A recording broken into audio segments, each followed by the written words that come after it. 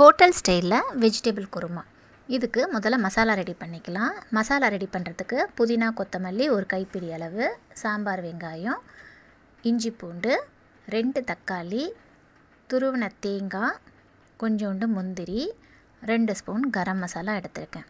இப்போ குக்கரில் எண்ணெயை ஊற்றிக்கிறேன். இதில் புதினா கொத்தமல்லியை நல்லா வதக்கி விட்டுக்கிறேன். கூடவே சாம்பார் வெங்காயத்தையும் அதில் ஆட் பண்ணிக்கிறேன்.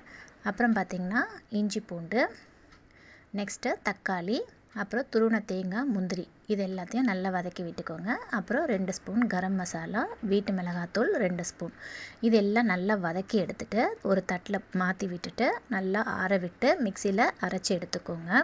மசாலா ரெடி ஆகிடும். நெக்ஸ்ட்டு பார்த்திங்கன்னா தாளிக்கிறதுக்காக பட்டை, லவங்கம், பிரிஞ்சி இலை, ஏலக்காய், சோம்பு இதெல்லாம் எடுத்திருக்கேன். 4 பச்சை மிளகாய், வெங்காயம், அப்புறம் பீன்ஸ், கேரட், உருளைக்கிழங்கு எடுத்திருக்கேன்.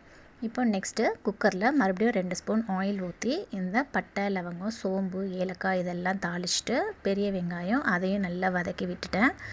இப்போது தேவையான அளவு உப்பு, 4 பச்சை மிளகாய் இதில் ஆட் பண்ணிக்கிறேன். இதெல்லாம் நல்லா வதங்கினதுக்கப்புறமா காய்கறி எல்லாம் அதில் ஆட் பண்ணி நல்லா வதக்கி எடுத்துக்கிறேன். இப்போ காய்கறி நல்லா வதங்கணும். 1/2 ஸ்பூன் மஞ்சள் தூள் போட்டுக்கிறேன். இப்போ அரைச்சி வச்ச மசாலாவை அதில் ஆட் பண்ணி அதையும் நல்லா வதக்கி விட்டு எடுத்துக்கிறேன்.